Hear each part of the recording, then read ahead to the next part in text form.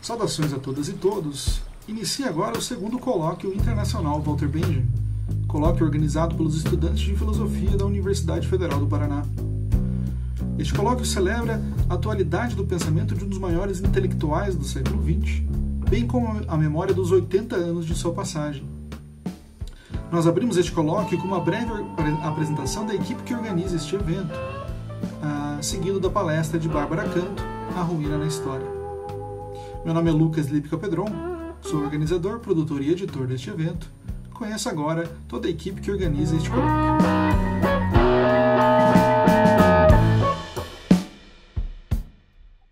Olá, eu sou Bárbara, eu sou doutoranda pela Universidade Federal do Paraná, no programa de pós-graduação em graduação de filosofia.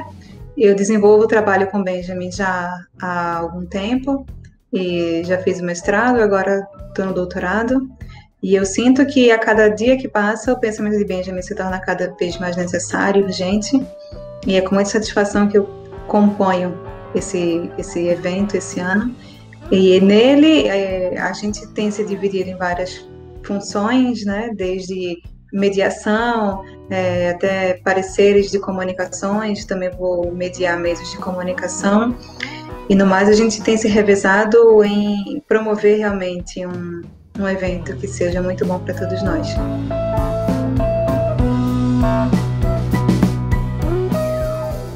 Olá, sou João Vitor Araújo, sou arquiteto urbanista e pesquisador de Benjamin. O que a gente vem tentando pensar aqui no colóquio é uma retomada depois dessas 8 décadas de morte do Benjamin. E aqui nós tivemos uma organização da qual acho que pude conviver com uma série de outras pessoas interessadas no pensamento benjaminiano e contribuir na organização. O próprio desenho do Benjamin, retomando aquilo que eu trago da história de arquiteto, que é inclusive o que me faz ir atrás do pensamento benjaminiano na sua atualidade, que diz respeito, no caso, que o Benjamin possibilita fazer, nos levar a pensar a história desde a arte, desde a literatura, desde as obras, portanto, e no caso em especial das obras de arquitetura, como seria possível fazer uma crítica materialista, uma crítica que incorporaria a teologia, que traria essa vida do pensamento benjaminiano no que diz respeito às suas desmembramentos ou prolongamentos pela estética, quanto ao surrealismo barroco, para dentro de uma crítica da arquitetura. Eu acho que isso seria muito vivo não só para a arquitetura, mas também para uma expansão do pensamento do Benjamin no que diz respeito ao que ele ainda tem para dizer, né?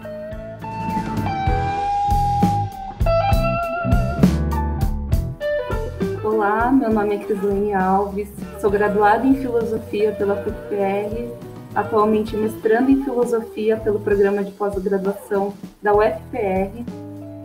Trabalho com o Walter Benjamin desde a graduação, fiz também especializações pensando em Benjamin, né, na filosofia do Walter Benjamin através da arte, e procuro agora no mestrado trabalhar a questão do cinema e se ele pode ser uma ferramenta para a emancipação social. Então, se ele pode vir a partir da revolução, fazer uma revolução através da arte, acionando no indivíduo a percepção. Se essa percepção ela pode ajudar o indivíduo a pensar sua posição social, como classe, como ser que pensa. Aqui no colóquio, como a Bárbara disse, nós estamos aí desempenhando várias funções, desde mediadores, desde parecerista, e é isso em relação às funções aqui do colóquio. É isso.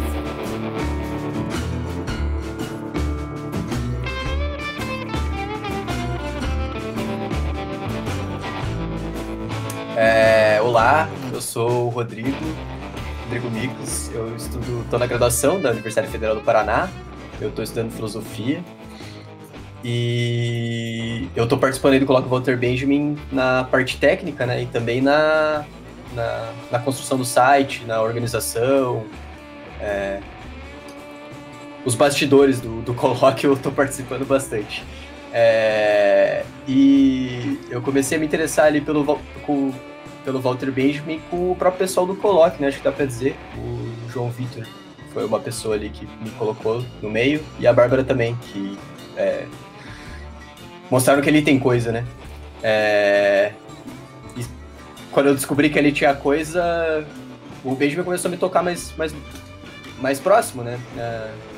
A experiência e pobreza dele, que particularmente o João que tinha me contado a ideia do Benjamin ali, me toca particularmente por conta de um tipo de afasia que já tinha me tocado, essa dificuldade da narrativa, dificuldade de narrar, né, a própria vida, a própria história, é algo da qual o Benjamin se dá conta e trabalha no texto dele, né, e meu interesse de pesquisa no Benjamin é bem lateral, assim, mas é uma coisa que tá sempre se espreitando e sempre se insinua, assim, todo momento que aparece para pensar em alguma coisa, o Benjamin não é um porto seguro de jeito nenhum, mas é estritamente provocador ali, e é ótimo trabalhar a pesquisa com ele, assim.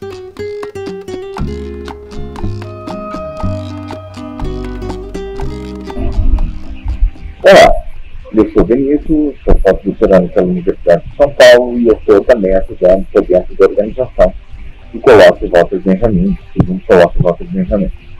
Pediram para gravar um vídeo sobre a questão de como o Benjamin dialoga com a minha profissão ou com a minha pesquisa. Eu acho que de várias formas, porque, por um lado, ele continua presente na pesquisa porque ele é crítica na pesquisa sobre comunicação, fake news e formas novas de tecnologia, e problemas que nós temos em campo da política estética e da ética por causa disso.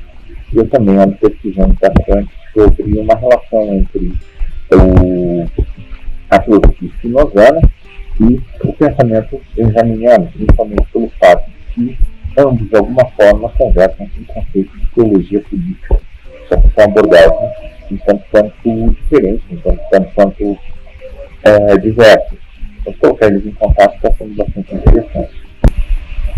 E, claro, eu não posso deixar de ressaltar o excelente trabalho que meus colegas estão fazendo na montagem do colóquio, desde a escolha das pessoas, né, e das palestras, até toda a organização e toda a decisão que é necessário ser tomada sobre o que vai ser apresentado. Eu só tenho a agradecer pela participação e a louvar o trabalho que eles estão fazendo.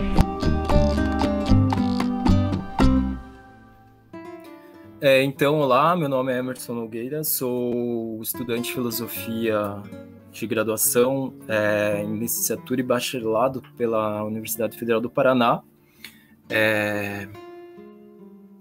Atualmente não estudo diretamente Walter Benjamin, mas tenho interesse na área de filosofia política, história e demais temas, né, mais contemporâneos. E meu papel no colóquio é basicamente na parte técnica e dentre outras.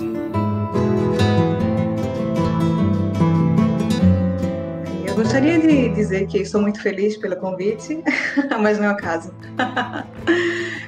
A felicidade, na verdade, é de poder fazer parte de um evento como esse. A gente tem vivido um ano muito difícil, muito complicado. Vários eventos tiveram que ser cancelados, né, por conta da pandemia. E foi com muito esforço, mas com muita satisfação mesmo, que esse evento foi pensado, idealizado, está sendo construído de uma forma muito, muito carinhosa. E é uma satisfação enorme fazer essa palestra de abertura. Eu espero que todos e todas que nos ouvem e nos assistem possam perceber o carinho por trás desse evento e que possa também, junto com a gente, aprender muito mais sobre Benjamin, que a cada dia seu pensamento se torna mais atual e mais necessário.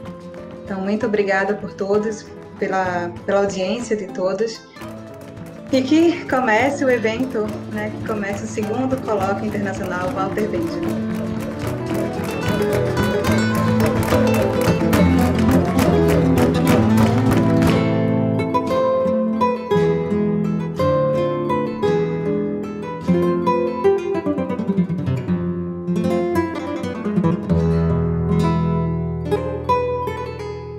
Então, olá a todas e todos. Gostaríamos de dar início ao segundo Colóquio Internacional Walter Benjamin, da UFPR, da Universidade Federal do Paraná. E hoje, como palestra de abertura, teremos a fala da Bárbara Canto. A Bárbara Canto é doutoranda pelo programa de pós-graduação da Universidade Federal do Paraná. Tem mestrado em filosofia, com o tema Materialismo Messiânico em Walter Benjamin, e na sua tese do doutorado ela está pesquisando no atual momento o tema da mulher como alegoria de uma história irrealizada. Certo, Bárbara? Então, agradeço primeiramente a Bárbara, agradeço todos e todas que estão acompanhando o evento. Este é o primeiro vídeo de muitos outros que vão ter, muitas outras palestras. As pessoas interessadas vejam a programação e bom evento a todos e todas. Então, agora, Bárbara, sem mais delongas, passo a palavra para você iniciar a palestra. Eu preparei um texto muito tomada mesmo pelos sentimentos que me envolvem hoje, que são a pandemia e todas as contradições e todas as aspectos ruins que ela me trouxe, e fiz isso pensando muito, analisando muitos conceitos do Benjamin. Vou fazer um percurso, né, sobre várias obras do Benjamin, e eu espero que ao final nós todos tenhamos conseguido, eu espero ter conseguido mostrar para vocês o quanto de atual é o pensamento do Benjamin e o quanto a gente ainda tem pela frente, né? Então vamos lá. A ruína presente na história. Nessa apresentação de abertura, em homenagem a Walter Benjamin, aludindo ao tema deste colóquio, Memória e Atualidade, é oportuno explicar as razões por trás deste evento e o sentimento geral que temos ao promovê-lo. O momento histórico em que nos encontramos demonstra a importância dos escritos deste filósofo, que viveu um dos períodos mais sombrios da história ocidental. Mostrar a atualidade do pensamento de benjaminiano, por sua vez, torna-se uma faca de dois gumes. Ao passo que mostra a extensão do poder destrutivo que ele identificou ainda no prenúncio do fascismo, mostra também que, passados 80 anos de sua morte prematura, não superamos aquele, nem as forças que agem por trás dele. Assim, acabamos por mostrar que Benjamin continua tão vivo quanto nos momentos em que escreveu suas obras, o que traz um merecido senso de justiça ao seu pensamento, mas que causa também um imenso desgosto histórico. A repetição do autoritarismo que vemos ressurgir no Brasil de hoje é por demais próximo dos eventos que Benjamin identificou na escalada do fascismo na Alemanha da primeira metade do século passado. E se a história não se repete, senão primeiro como tragédia e depois como farsa, vemos diante de nós uma caricatura tosca e medonha do aspecto mais vil de nosso passado autoritário. Passado este que remonta à proclamação da República, aliás, o primeiro golpe militar de nossa história, passado que insiste em se tornar presente e que, se não tivesse o ciclo de violência interrompido, se tornará também futuro. Assim, fazer uma breve análise de nossa atual situação, lembrando que estamos há 7 meses oficialmente em pandemia, com números de mortos passando a casa dos 130 mil e com pouca perspectiva de melhora deste quadro, torna fácil identificar como alguns dos conceitos que Benjamin se debruçou em seu tempo se encaixam tristemente em nossa realidade. A questão alegórica da ruína, que permeia toda a obra de Benjamin, mas que encontra no A Origem do Drama Barroco Alemão, de 1925, uma faceta especial e que apresenta no Brasil contemporâneo, não é demais repetir. Um lugar que de tão pertinente se torna doloroso. A ruína, a face hipocrática que Benjamin deu à história, configura aqui o pesadelo em forma de governo que precisamos enfrentar, concomitante à crise sanitária mais severa dos últimos anos. Muito tem se dito acerca das duas calamidades que o povo brasileiro precisa enfrentar, Covid-19 e Bolsonaro. Ambos com poder de destruição que, se não se equivalem, ao menos disputam o certame com brava determinação. Dessa forma, compreender a maneira pela qual nos encaminhamos para ter ocupando o cargo mais alto de nossa frágil república, alguém que tem como projeto político a destruição de todos os valores democráticos que perfazem o ideal republicano, torna-se urgente. Em menos de 2 anos, o chefe do Executivo Nacional degradou a cultura, a educação, a política ambiental, a Polícia Federal, o IBAMA, o Itamaraty, a FUNAI, a Procuradoria-Geral da República, o IFAM, a FUNARTE, a Ancine, a Casa de Rui Barbosa, a Fundação Cultural Palmares, a Biblioteca Nacional, a Cinemateca Brasileira, o Ministério da Saúde, as Forças Armadas, enfim, né? Não se encontra no Brasil atual nenhuma obra de engenharia, mas de pura demolição. Esse cenário caótico que demonstramos encontra na crítica do progresso feita por Benjamin seu lugar cativo. Não que haja qualquer tentativa deste governo em promover qualquer forma de progresso, né, como acima falamos, mas sua retórica pobre e sofrível muito se vale deste conceito para enganar aqueles que por algum motivo ainda creem nele. Assim, o presidente se utiliza da ideia de progresso, de construção, de desenvolvimento, que sempre foi um lema presente nos discursos daqueles que pretendiam se passar por grandes transformadores da história, como uma cortina de fumaça para seus desatinos.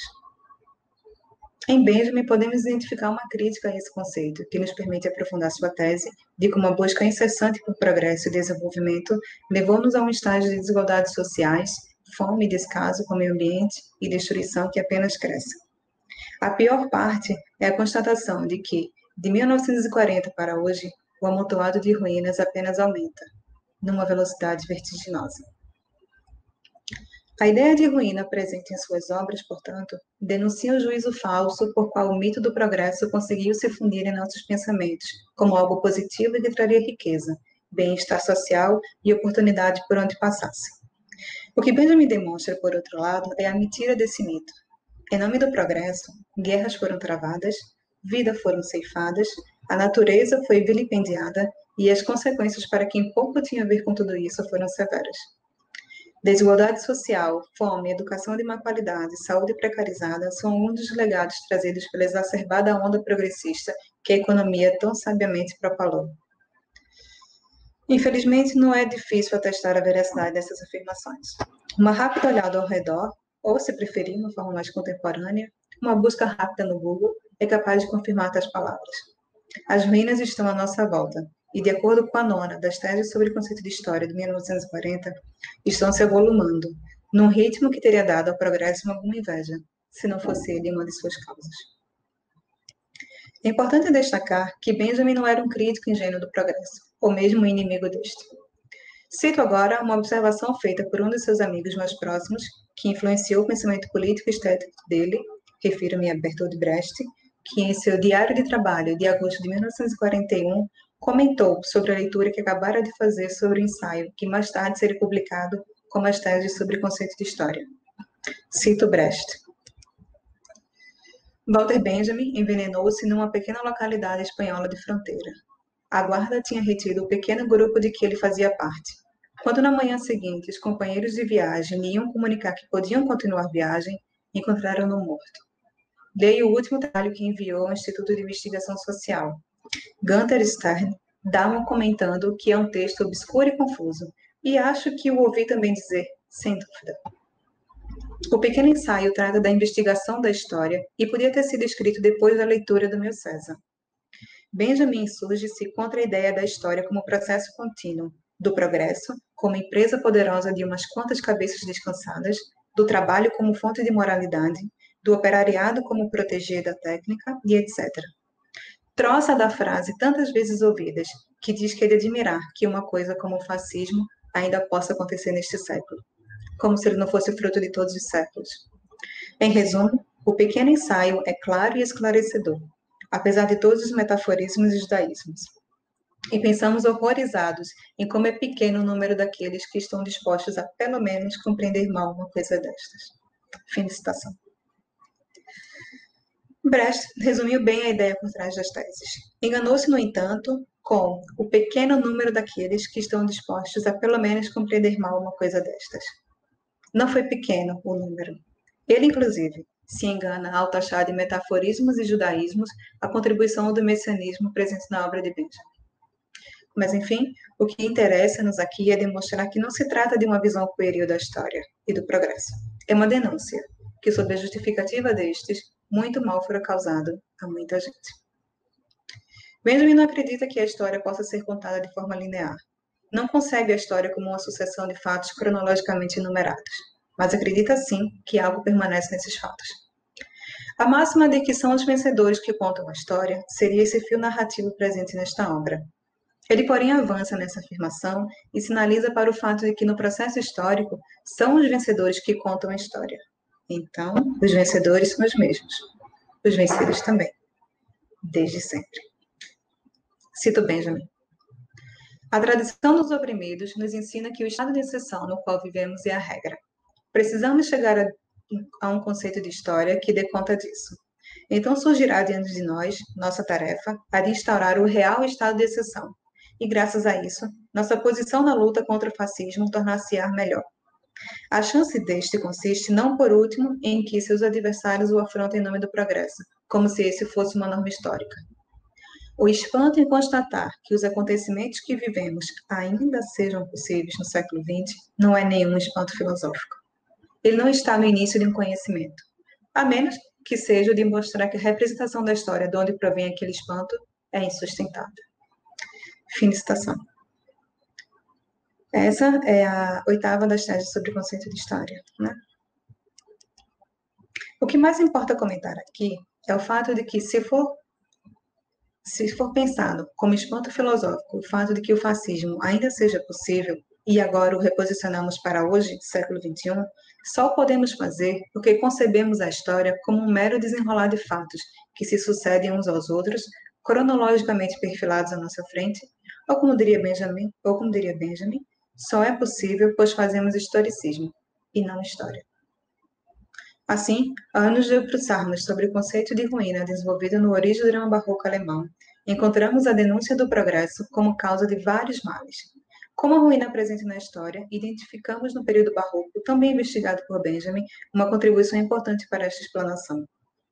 A atmosfera sombria deste período, as dificuldades que envolveram, são muito presentes nas obras produzidas neste momento histórico. A arte barroca, embebida desta temática de catástrofe, uma vez que a vivia em seu cotidiano, peste, fome, guerras, também, assim como hoje, eram situações corriqueiras neste período, deu à ruína a imagem do esqueleto como caracterização de seus sofrimentos. Cito novamente Benjamin, agora no seu Origem do Drama Barroco Alemão. A história, em tudo que nela desde o início é prematuro, sofrido e malogrado, se exprime num rosto, melhor, numa caveira. E porque não existe nela nenhuma liberdade simbólica de expressão, nenhuma harmonia clássica da forma, em suma, nada de humano, essa figura, de todas a mais sujeita à natureza, exprime não somente a existência humana em geral, mas de modo altamente expressivo, e sob a forma de um enigma, a história biográfica de um indivíduo. Nisso consiste o cerne da visão alegórica, a exposição barroca, mundana da história, como história mundial do sofrimento, significativo apenas no episódio do declínio. Fim de citação. Há que se destacar a importância que tem a imagem, Bild, na filosofia de Benjamin. Nesse contexto, é ainda mais importante frisar, pois a obra acima citada tem por pano de fundo a alegoria, e tem na imagem, não só a percebida nas artes plásticas, mas também aquela construída a partir da escrita, sua principal aliada na construção de significados. Sempre carregada de tensão, inscrita numa noção de temporalidade que escapa à noção corrente sobre o tempo, isto é, como uma linha cronológica, contendo um presente, passado e futuro. As imagens em Benjamin têm assim o poder de explodir o contínuo do tempo, constituindo-se como a porta pela qual a revolução pode adentrar. Nesse contexto, ela, a imagem, corresponde ao sofrimento, à dor, tão inerente à natureza humana. Dessa forma, ela adquire a imagem de uma caveira, de um esqueleto que possa lhe representar e dar a essa existência a real face que possui toda a subjetividade e individualidade que tanta humanidade se apega para transformar essa existência em algo único e especial. No entanto, ela se esvai quando ao se deparar com a imagem da caveira e a real condição humana aparece, a enormidade da constatação de que não há fuga possível torna-se sufocante. Assim, a caveira é a figura extrema, enigmática e dolorosa da transitoriedade da vida humana e da miséria mortal dos indivíduos, das sociedades, das civilizações e da própria natureza. A rejeição pela perspectiva linear do tempo, onde o encadeamento dos acontecimentos se sucedem necessariamente uns aos outros, mesmo me propõe uma concepção da história descontínua, isto é, cada fato histórico é em si uma mônada, uma imagem cristalizada no tempo, onde o historiador é capaz de captá-lo para o presente e ressignificá-lo. É, pois, através dessas imagens que, carregadas de significação, as imagens dialéticas, que rompem como um clarão no momento de perigo, que se terá uma compreensão mais clara do passado. No texto Paris, capital do século XIX, de 1935, que compõe o seu outro projeto, O Livro das Passagens, inacabado e póstumo, de 1940, Benjamin desenvolve este conceito de dialética que se diferencia consideravelmente do modelo hegeliano. No entanto, conservará de maneira única o seu propósito, a saber, a superação. Que no caso de Benjamin, é a superação das contradições e desigualdades deste mundo, pelo tempo messiânico, ou em termos marxianos, pela sociedade sem classes. Como resposta ao historicismo, para que em cada acontecimento tem forma e lugar fixos no plano linearmente concebido, Benjamin propõe a explosão desse contínuo temporal com a relação de imagens dialéticas que guardariam um acontecimento passado, ressignificando o presente. Assim, cito Benjamin, a Roma antiga era para Robespierre um passado carregado de tempo do agora, passado que ele fazia explodir do contínuo da história. Fim de citação. Porém, não se trata exatamente de se apropriar de um acontecimento passado e revivê-lo em seus detalhes, de atualizá-lo de forma a transpô-lo conforme nossa conveniência, mas de encontrar, entre elementos do passado, maneiras de entender o presente. Dessa forma, cito novamente Benjamin, a temporalidade do passado não se reduz mais ao espaço indiferente de uma anterioridade que precede o presente na esteira monótona da cronologia. Fim de citação. Mas é exatamente na ligação entre acontecimentos passados e como surge no presente que essas imagens minêmicas vão tomando o lugar próprio da rememoração desses acontecimentos e, dessa forma, irão ressignificá-los. No tão conhecido trecho do livro 18 de Brumário, em que, resgatando Hegel, Marx fala da repetição dos grandes acontecimentos e personagens da história mundial, como farsa, ele rompe com a ideia do progresso na história e concebe uma teoria da repetição da história. Isto é, de forma burlesca, o presente repetiria acontecimentos passados, como se nessa atualização ou presentificação, para usar um termo benjaminiano, os eventos pudessem encontrar outro desfecho. Tal concepção da história é absurda, tanto para Marx quanto para Benjamin. Ainda no referido livro, vemos Marx afirmar que, cito Marx, os homens fazem a sua própria história, fim de citação, mas não de livre vontade. O materialismo impede Marx de acreditar numa herança histórica direta, livre de qualquer contato com a realidade concreta de cada época. Pelo contrário, ele busca ressaltar as circunstâncias em que cada época se desenvolve, ainda que o faça de acordo com o que receberam das gerações passadas. Desta forma, ainda que as grandes revoluções estudadas por Marx neste livro se repitam inicialmente como tragédia e depois de forma caricatural, burlesca, como farsa, ainda conservam alguns elementos que se repetem ou que são muito semelhantes. Símile ou mímese. Há então em Marx uma ligação que envolve diferentes gerações no desenvolvimento histórico, mesmo que não seja a que vai levar ao fim as contradições do presente. Mas ainda assim possui um olhar voltado para o passado, como se nele estivesse a solução para este problema. Tal qual há em Benjamin, guardando-se, certamente, as respectivas diferenças. Nesse sentido, as imagens dialéticas são a resposta dada por Benjamin para compreender essa ligação entre as gerações. Elas são um elemento que possibilita a releitura do passado, que impede sua repetição farsesca, mas promove sua compreensão de maneira única. E aqui se constitui principalmente o que diferencia essa dialética, a benjaminiana, das anteriores. Fazendo agora uma ligação entre esse conceito de ruína e de progresso e com a nossa atual situação, né, a pandemia provocada pelo coronavírus, temos que, circunscrevendo a ruína, a crise provocada pela pandemia, era de se esperar que esta obrigasse todos e todas a refletir sobre sua frágil condição. A virulência com que o Covid-19 se apresentou expôs de forma muito clara a vulnerabilidade social e humana que nos encerra. No entanto, não se verifica até o momento mudanças nas estruturas econômicas que promovem uma desigualdade social altíssima. O consumo continua a ser muito bem estimulado, haja vista as longas filas de pessoas nas portas de shopping centers ou as abarrotadas ruas de comércio popular. O que se percebe, então, é uma fuga da realidade. Como é difícil aceitar a própria fragilidade, acredita-se que a situação está sendo exagerada, e os motivos para esse exagero se consagram no roteiro aclamado pela extrema-direita brasileira. Ou seja, perigo comunista. A esquerda estaria tentando sabotar o Executivo Nacional, fomentando um clima de medo que atrapalharia a economia. Então, adotam-se formas de suplantar a indigesta realidade, respiram fundo, viram o rosto e fingem que estão seguros, e assim se expõem ao vírus. E assim desejam ardentemente a volta à normalidade.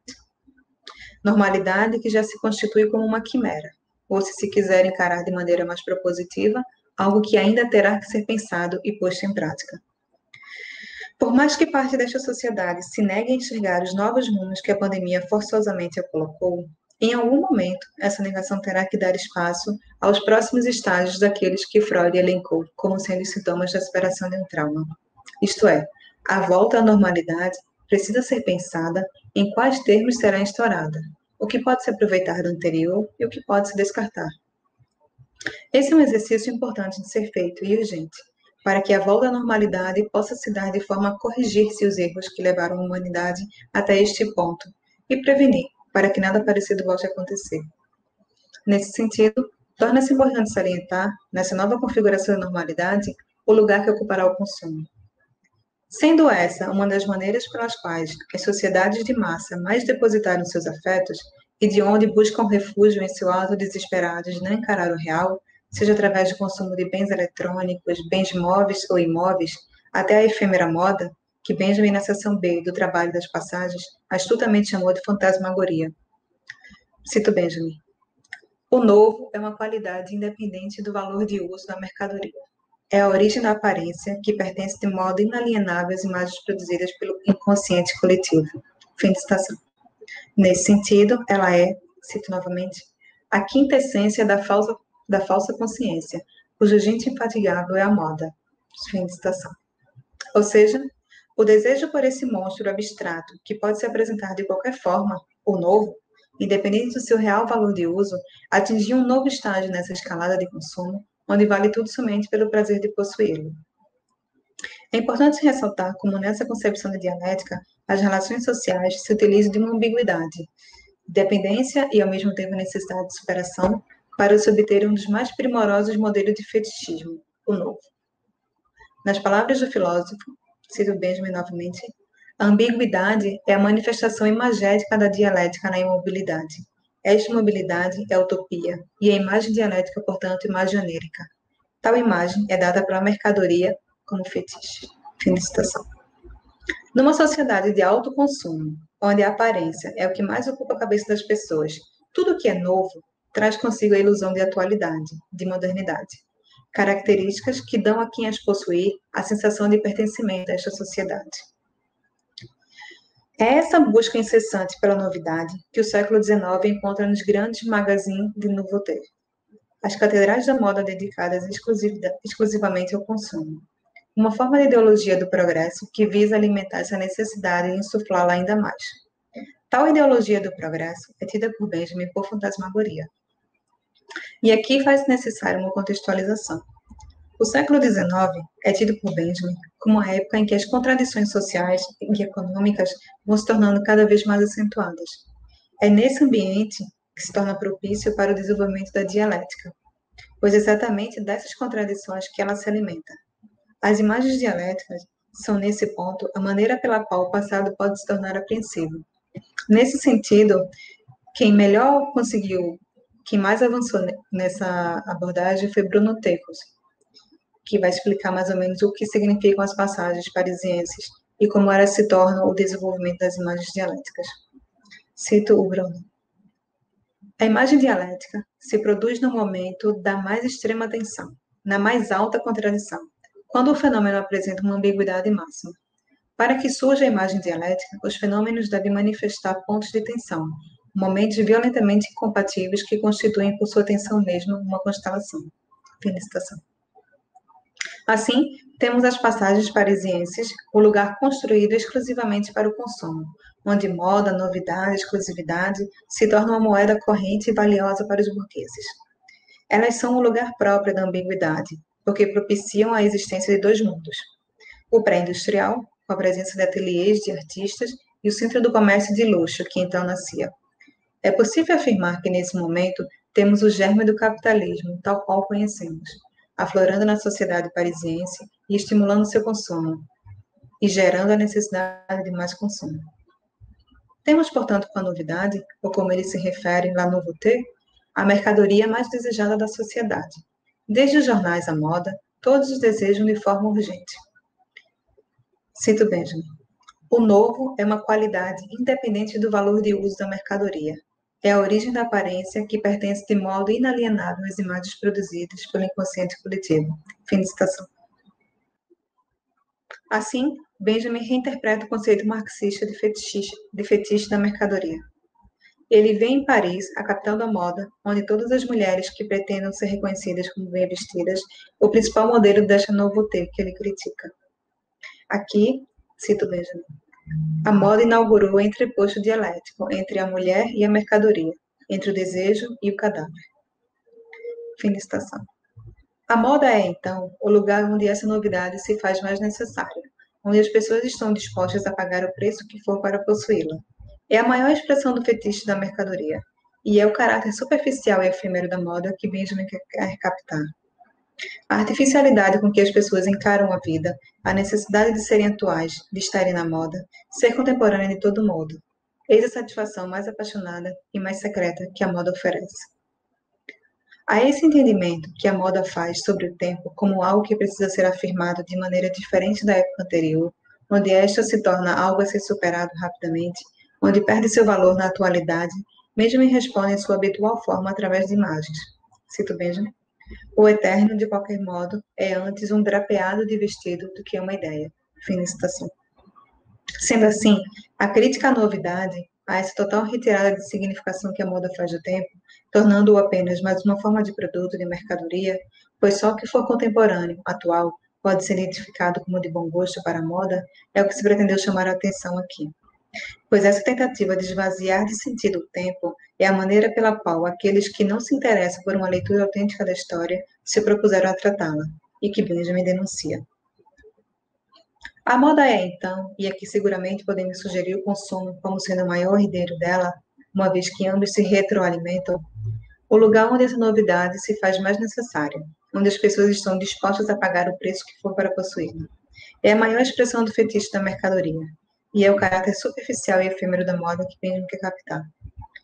Gostaríamos de aproveitar o espaço e alargar um pouco o espectro da aproximação feita por Benjamin no que se refere à moda e à mulher, no sentido de que a moda hoje, e por conseguinte o consumo, não fazem mais distinção de sexo, raça e idade. Eles têm por ambição afetar todos e todas que conseguirem, e o faz com bastante sucesso. Aquilo que o mercado atualmente considera como nicho é bastante explorado por este ente fantasmagórico, e cada vertente da nossa sociedade deve ser contemplada, o que o mercado tão sabiamente vende como inclusão. Mas aí já são outras questões que, infelizmente, não podemos, por hora, problematizar. Essa constante necessidade que a moda possui pelo novo, pelo exclusivo, faz com que seus produtos sejam descartados com maior frequência. A substituição de novos aparelhos eletrônicos, os superlançamentos de telefonia móvel, que transformam aparelhos lançados há 2 meses atrás em produtos completamente superados e, portanto, descartados, vem acontecendo numa velocidade cada vez mais vertiginosa. A conhecida obsolescência programada é um dos altos preços a se pagar para ter a sensação de estar na moda, de pertencer ao exclusivo mundo dos sofisticados, e que tem contribuído largamente para a produção de um tipo de lixo que vem se tornando um dos nossos maiores legados para as próximas gerações. A questão ambiental não era uma preocupação da humanidade na primeira metade do século passado. A feroz ação humana, intensificada desde a Revolução Industrial no século XVIII, já deixava marcas no meio ambiente, mas a crença de que a natureza era capaz de se regenerar na mesma medida em que era atacada era compartilhada por todos. Portanto, não encontramos escritos específicos de Benjamin que tomem essa como uma causa urgente. Porém, encontramos trechos de textos onde ele aponta como o progresso desenfreado leva a uma apropriação da natureza que pode levá-la a uma situação perigosa. Dessa forma, encontramos na tese 11 uma abordagem acerca da natureza, que nos mostra o alcance que seu autor percebeu do potencial devastador encontrado no capitalismo. Criticando a noção redentora tida no trabalho e que antecipamos lá no comentário feito por Brecht, no início deste texto, Benjamin relata como a exploração da natureza era entendida como um grande negócio pelos burgueses. Afinal, ela é grátis. Está em abundância e à disposição deles, dos burgueses. Numa terra de grandes latifúndios e monocultura tipo exportação, conhecemos bem o que significa ter os recursos naturais à disposição dos grandes empresários do agronegócio. Assim, ao retomar Fourier e suas descrições sobre a natureza e de como esta tem servido para a exploração de mais operários, Benjamin nos remete ao primeiro dos efeitos danosos que tem um progresso sobre o meio ambiente. Ao passo que, na mesma tese, ele critica a forma desenvolvimentista que caracteriza uma grande parte da esquerda, mostrando que o ataque à natureza não é monopólio do capitalismo, e aqui a crítica tem endereço certo, a social-democracia alemã, Benjamin mostra que se não atacar a ideia pela qual faz do trabalho o grande redentor da humanidade e escraviza o operário, os recursos naturais se tornará o passo seguinte da dominação pelo trabalho dos capitalistas. Assim cito Benjamin. Esse conceito marxista vulgar de que é o trabalho... Volto ao início da citação. Esse conceito marxista vulgar do que é o trabalho não se detém muito na questão de como os trabalhadores tiram proveito do seu produto enquanto dele não podem dispor. Esse conceito só quer se aperceber dos progressos da dominação da natureza, mas não dos retrocessos da sociedade. Ele já mostra os traços tecnocráticos que serão encontrados mais tarde no fascismo. A esses pertence o conceito de natureza, que de maneira prenunciadora de sinistros, se destaca do conceito de natureza das utopias socialistas do pré-março de 1848. O trabalho, como será compreendido a partir de então, se resume na exploração da natureza, que é, assim, com satisfação ingênua, contraposta à exploração do proletariado. Comparadas com essa concepção positivista, as fabulações de Fourier, que deram tanta margem para escarnecê-lo, revelam seu surpreendente bom senso. Segundo Fourier, o trabalho social bem organizado deveria ter por consequência que 4 luas iluminassem a noite terrestre, que o gelo se retirasse dos polos, que a água do mar não fosse mais salgada, e que os animais de rapina se pusessem a serviço do homem. Tudo isso ilustra um trabalho que, longe de explorar a natureza, é capaz de dar à luz as criações que dormitam como possíveis em seu seio. A esse conceito corrompido de trabalho, pertence como seu complemento a natureza, que, segundo a expressão de Dietgen, está aí, é grátis. Fim de citação. O que pretendemos destacar nesta citação é que, segundo Benjamin, a equivocada compreensão do conceito marxista de trabalho contrapõe o homem à natureza, tornando a dominação desta o meio pelo qual o operariado se libertará. Também revela a concepção burguesa que os recursos naturais estão aí a seu dispor. Portanto, devastar cidades, matar centenas de pessoas, destruir biomas inteiros com vazamento de rejeitos de minérios são meros percalços a se pagar em nome do progresso. Felizmente, recentemente vemos conceitos como o de ecossocialismo serem cada vez mais debatidos. A urgência da questão ambiental deve ser encarada com seriedade e rapidez, pois enquanto o capitalismo continuar a usar os recursos naturais que ainda dispomos de maneira irresponsável e destruidora, o futuro distópico, desértico e escasso que já se apresenta torna-se cada vez mais próximo. Por fim, retomando a crítica ao progresso como produção ininterrupta de ruínas com a variante glamourosa do consumo, temos o quadro perfeito dos desafios que ainda teremos que enfrentar.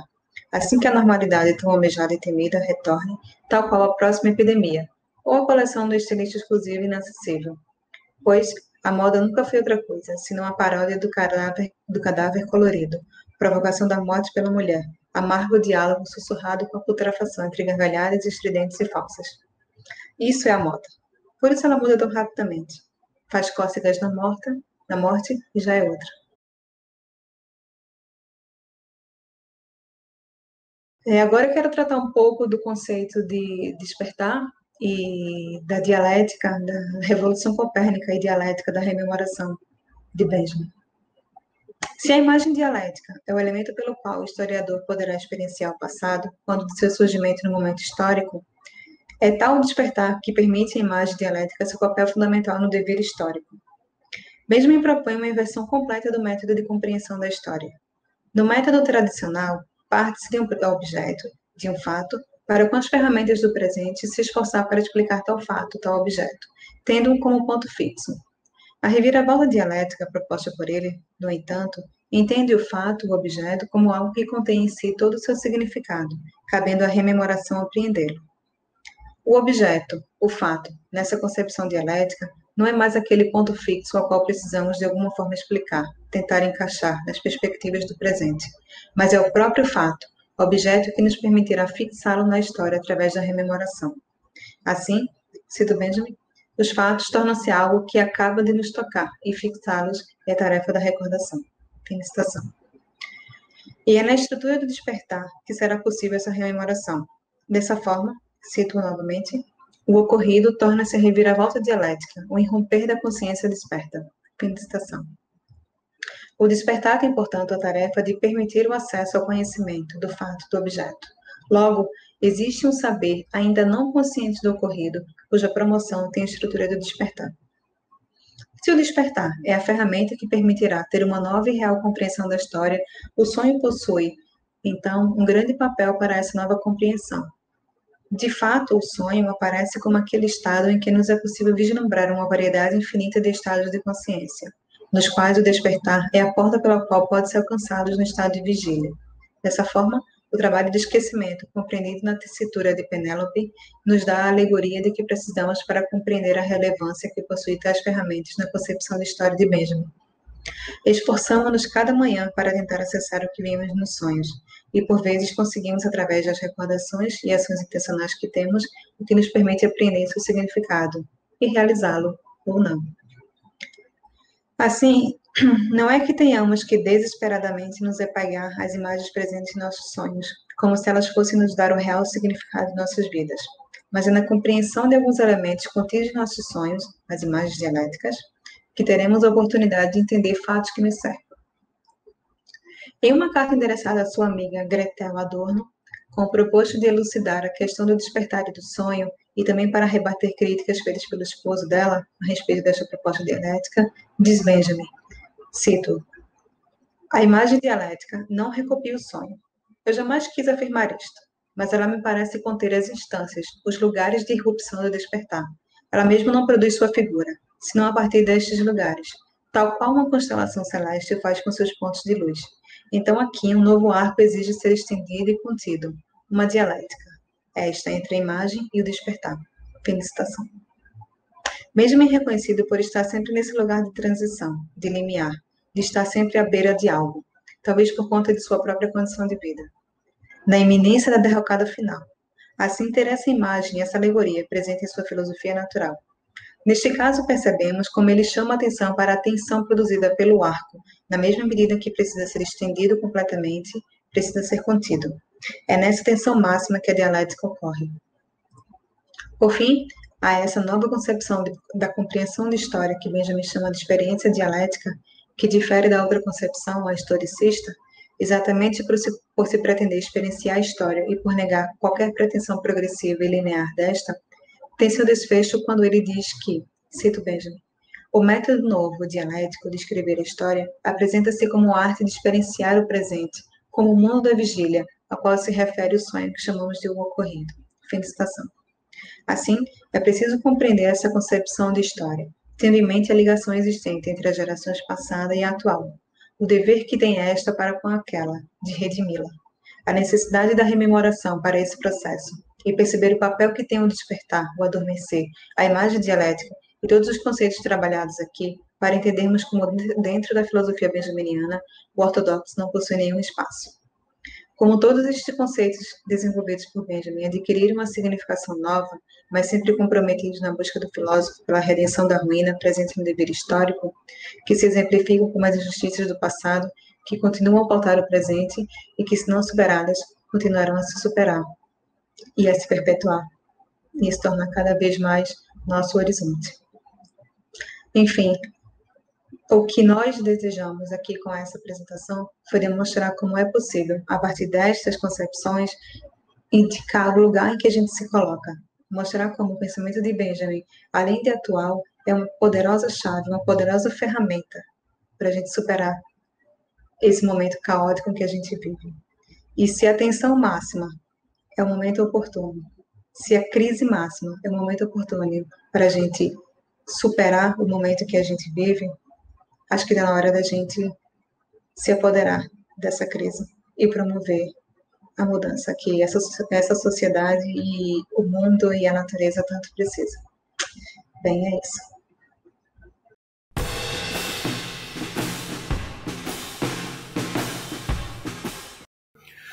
Então, Bárbara, muito obrigado pela sua palestra, muito obrigado pela sua fala, excelente fala, excelentes colocações.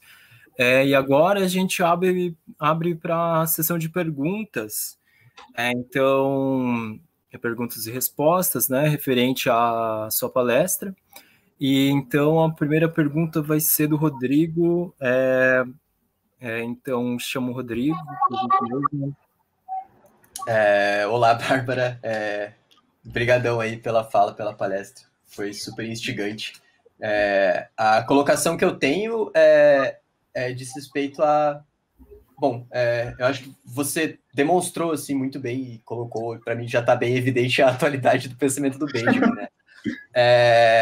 E eu quero, pelo menos agora, instigar a também pensar, já que o pensamento do Benjamin é atual, que tipo de atitude e atividade a gente tem para herdar o pensamento dele e, como ele mesmo coloca, não deixar o grito dele ser soterrado, né, pela história dos vencedores.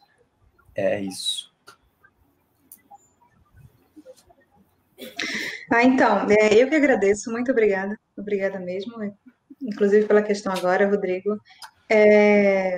Então, essa coisa de herdar, né? O do Benjamin é interessante porque ele fala muito dessa questão da herança, né? Ele fala que o lugar em que a gente se encontra hoje é herdado, e é herdado por pessoas que tiveram sofrimentos ou não, né? A gente vai avaliar o lugar onde a gente se encontra. Mas a gente precisa valorizar essa herança. A gente precisa entender o que tem, como essa herança se construiu. Entender que o lugar onde a gente se encontra é de privilégio. E por mais que a gente não tenha em nossas mãos diretamente sangue e outros fatores que correm pela história, o fato de estarmos aqui frequentando uma universidade, nos propondo a pensar o lugar em que a gente vive, é de privilégio. O fato de a gente não estar passando por privações reais é um privilégio. E esse privilégio também traz responsabilidades.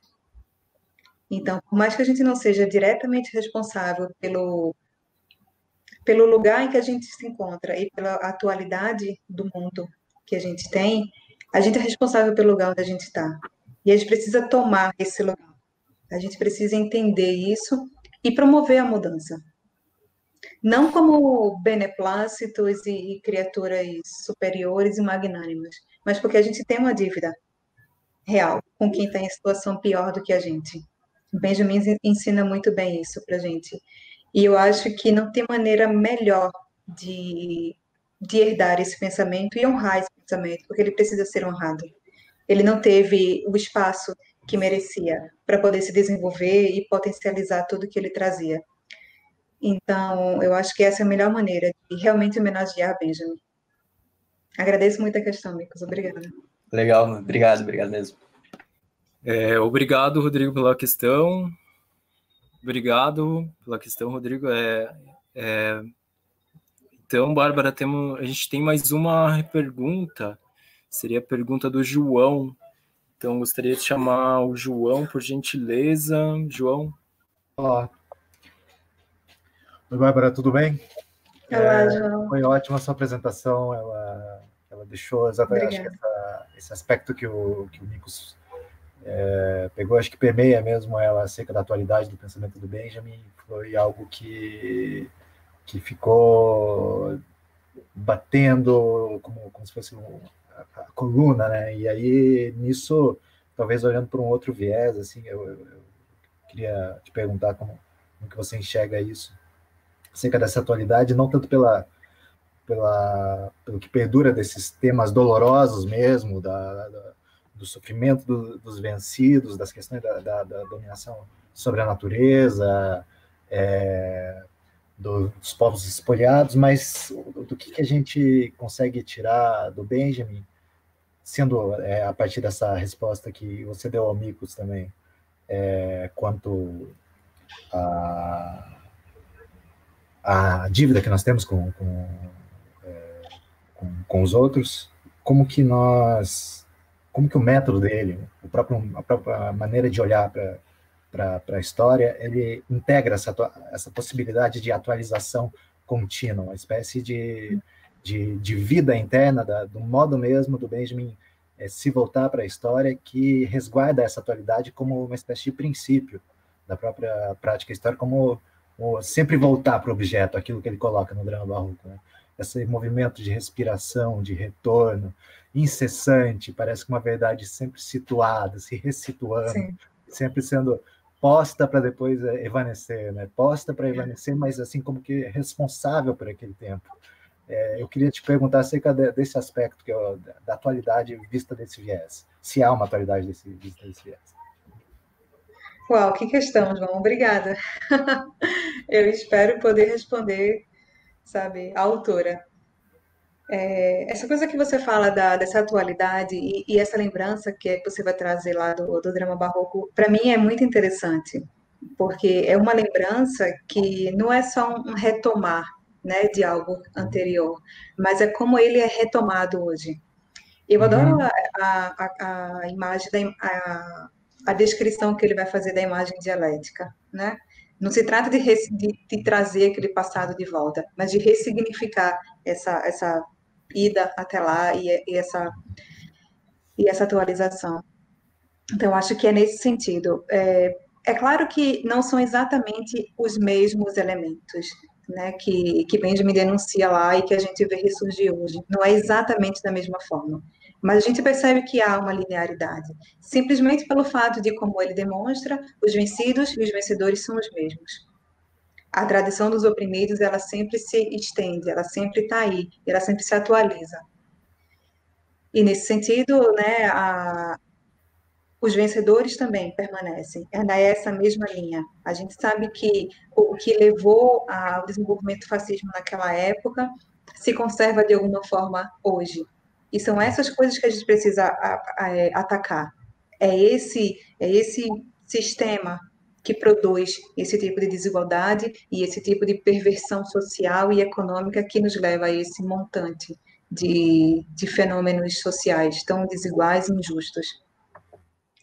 E uma coisa que eu gosto muito, que eu ainda não consigo falar, mas que eu falo agora, que é essa possibilidade de ressignificação, essas reentrâncias e possibilidades novas de coisas que vão surgindo, e que eu aprendi lá no drama barroco, né? A cada dobrar da história há um significado novo nela, e a gente precisa estar atento a isso. Ela está lá justamente para que a gente perceba isso, né? E são várias e várias significantes e múltiplas visões do mesmo elemento. Então, eu acho que, mais uma vez, mostra como Benjamin, ele ainda, não é que ele ainda tem, porque ele sempre vai ter algo a dizer. Exatamente, aí que está o aspecto, né? Parece que ele monta o pensamento, esse drapeado, né? Isso. Se dobrar, é sempre é um movimento tão delicado, né? Mas é um movimento que parece que assim, desculpa te interromper, mas parece que é algo que fica pulsante, né? Digamos, é um jeitinho de olhar para o sofrimento, assim, que ele monta algo de precioso ali. Eu fico... É algo que é tocante também. Não sei se você, como alguém que mexe com Benjamin... Muito. Tocante, né? Muito. A cada vez que eu me paro, que eu paro realmente o que eu tenho que fazer para estudar Benjamin, eu saio ainda mais tocada. É uma coisa interessante. Eu já tentei várias vezes sair do Benjamin e não consigo. A cada vez que eu retomo a leitura, eu me lembro por que eu não consigo sair. porque diz muito, realmente, do que a gente tem herdado, né, para trazer de novo a questão que o Rodrigo já levantou. Diz muito do momento em que a gente está, da situação em que a gente vive. E enquanto a gente não conseguir realmente, sabe, tocar isso com as nossas mãos, pegar isso realmente com as nossas mãos e trabalhar e promover a mudança, a gente não vai sair desse lugar. Ele vai continuar sendo, sabe aquilo que ele fala? O espanto por o fascismo ainda ser presente não é um espanto filosófico. Não é, não pode ser entendido, porque as causas são as mesmas, os motivos são os mesmos. Então não é para você pensar com isso como um espanto. E é nesse sentido também que não existe um ainda Benjamin atual. Ele é atual porque tudo que ele denunciava continua aí. E continua porque existe essa recorrência, né, de elementos e causas e consequências. Mas eu adoro cada vez que eu encontro um significado novo no Benjamin. Obrigado. Obrigada. Obrigado a você. Então, Bárbara, obrigado novamente. E a gente gostaria de encerrar a palestra. Se você tiver mais alguma coisa para falar, alguma coisa para mais alguma colocação, fica à vontade. Eu gostaria. Obrigada, Emerson. Obrigada. Eu gostaria apenas de chamar as pessoas que nos ouvem a continuar, né, ouvindo o nosso evento, porque vem muita gente bacana por aí, são palestras incríveis, com visões, interpretações do Benjamin que são muito, muito pertinentes. Então, eu convido a todos e todas que não deixem de acompanhar a sequência do evento, porque foi feito com bastante carinho, com bastante atenção, e a gente tem certeza que vai ser um grande momento para a gente honrar, né, esses 80 anos de memória do Benjamin e mostrar que ainda há muito que a gente precisa fazer, né, para se libertar das contradições que a gente vive ainda. Obrigada. Obrigado a você. Então, a gente encerra. Eu reitero também a participação, porque as pessoas assistam os outros vídeos durante o evento. E obrigado, Bárbara, e até mais. E bom evento a todos e todas.